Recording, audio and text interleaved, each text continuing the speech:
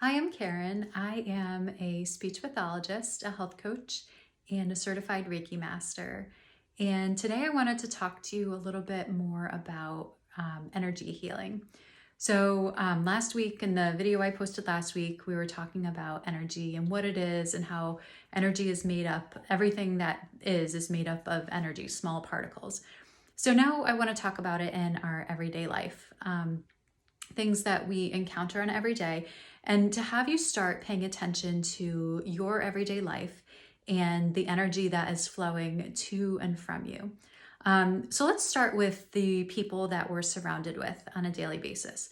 So people can either bring energy into us and lift us up highly energetically, or people can draw energy out of us.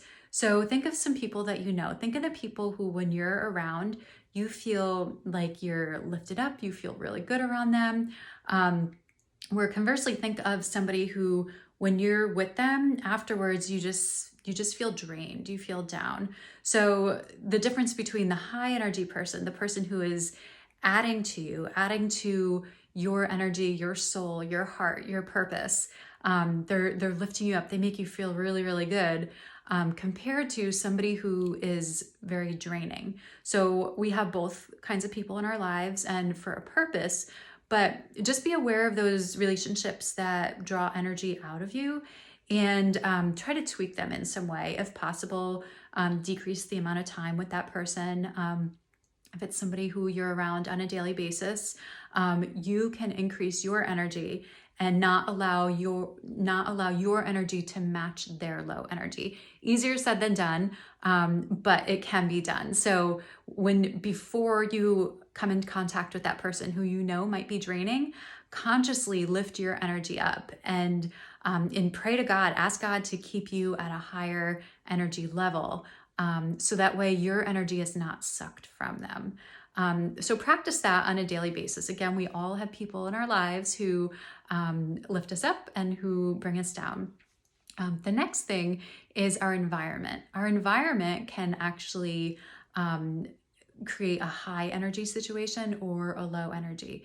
So think about your home. When you walk into your house at the end of the day, is your home lifting you up? When you walk in, are you like, oh, I'm home, thank goodness? Or are you walking in and you're like, what just happened in here? Being a mom of five, and especially now that the kids are home all the time because of COVID, typically when I walk into the house, it's the second where I'm like, what in the world is happening here? It's the nature of what it is right now. But I can also be aware of the surroundings. I can try to manipulate the environment and consciously make an effort to help lift the energy of the house. Again, I have a 3-year-old and he literally is a tornado. So anywhere he's been, any room that he has been in, and then I walk into, I'm like, whoa, what just happened here? So knowing that if you have kids, you need to allow yourself a little grace in this area. But if you don't, think about your environment. Try to declutter your environment. A very cluttered environment will be a lower energy. An environment that is clean and just has beautiful things in it, things that make your heart sing. When you purchase that thing, you're like, I love this. If that's, in your eyesight when you walk in, or nice aromas, you can use essential oils. Some people use candles, whatever it is that lifts you up, having that set up to make it feel good when you walk into your home. The next thing are the words that we speak. I talked a little bit about this last week. We'll talk a little bit about it again. The words that we speak can be high energy, and they can also bring about low energy. So be consciously aware of when you're talking. If you are saying words that lift people up energetically, like last week we had talked about the word beautiful, or sunshine, happy, versus some negative words could be like dumb, stupid, idiot, stuff like that. So those words energetically, once they come out of your mouth, they do influence the place where it goes. So think about that, especially, it doesn't matter if there's kids or no kids, but especially if you have kids, think about the words that are coming out of your mouth and energetically where they're landing. So when things energetically land on somebody, a lot of times it can be internalized. And we don't realize this, but if we continue to have negative energy or lower energy kind of building up in us, and we don't have a method of releasing it, with most people don't have a method of releasing it because they're not aware of this, then that builds up over time and it manifests as something.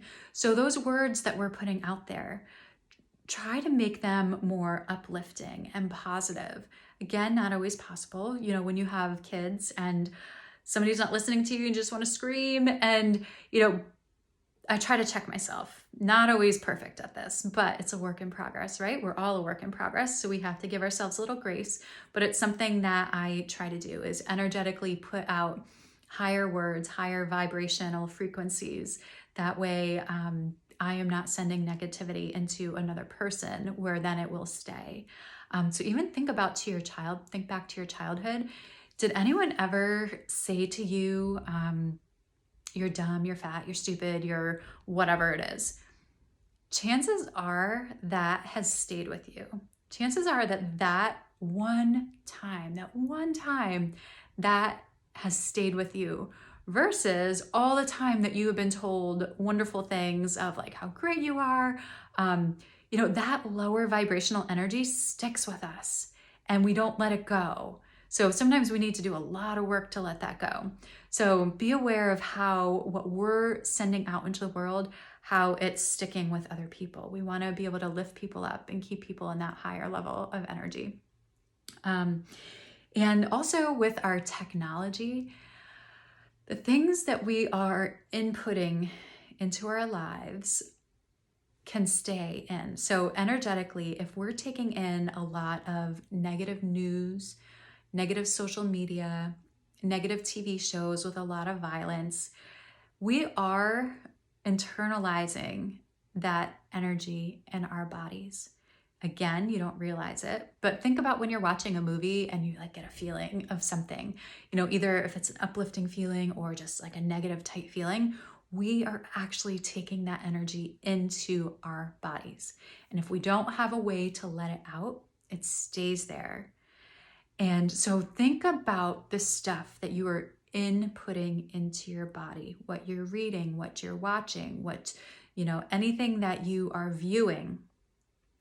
Try to switch it. Listening to music. The music we listen to is we just like think of it as like music sometimes and don't listen to the words.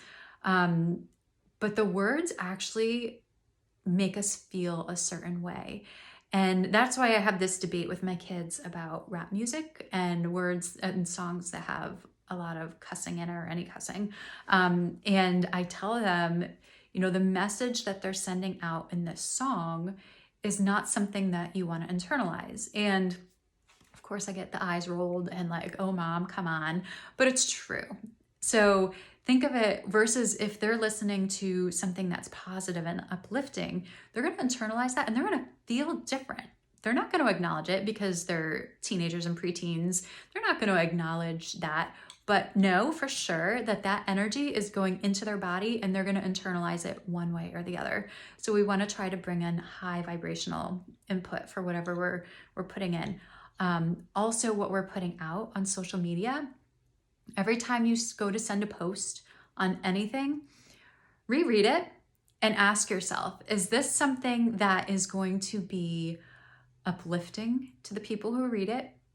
Or is this something that is going to be like drag energy out of the person who reads it? We are in a tough time right now, politically and with COVID and everything. Everyone is divided, differences of opinions. And we're okay. There's no problem to have differences of opinions. It's about how we act about it. It's how we're treating other people. So when we're putting something out there, it's okay again to have an opinion, but when you're putting something out, is it something that is going to internalize? Is it going to be internalized in somebody else as negative, or is it going to be something internalized as uplifting or positive? Think about that before you hit the send button. Um, and the jobs that we're in, the situations that we're in an everyday basis. So there's a lot of people who are in jobs who their jobs just literally drain the energy out of them. Necessity is sometimes it's out of necessity, but if you are in a job that drains the energy out of you every day, take a deep look at things and ask yourself why. Why is it draining? Is it because of the people you're around? Is it because of the work that you're doing? Is it because of the commute? Is it what can you do in that environment to change things? You can't change other people, but you can change how you react to the situation. You can lift it up. You can change the environment. And if you really can't because it literally is sucking the life out of you every single day, do a deep look and see if that's the place that you need to be, and pray about it and see if there's another path that you can go down. Again, easier said than done, because right now a lot of it is just survival mode and you just got to get through. But spend some time taking a look at that, taking a look at what things look like for you in your everyday life. So the other thing is that if fear and anxiety, fear is a low vibrational energy. Anxiety is when you're worrying about the future. So fear is low. It scares us. It pulls us out. So the opposite of fear is love. So when you're in a fearful situation, try to think about how you can switch the situation around to be love. So go do an act of kindness. Go write somebody a letter or send somebody an uplifting message. So if you put out high energy, high vibrational energy, love, that is actually going to help negate the low energy, the fear, the anxiety. And I'm not making light of any kind of clinical mental illness. I'm just talking about generalized fear. But for sure, if somebody has a diagnosed with anxiety or any kind of mental illness, that is absolutely something that a mental health professional needs to deal with. So take a look at this in your daily life. And as an intuitive energy healer, part of what I do is help release some of that heaviness from people.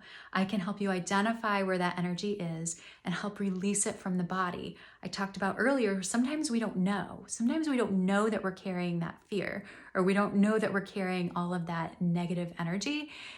Or we might know, we might feel it, but we don't know how to release it.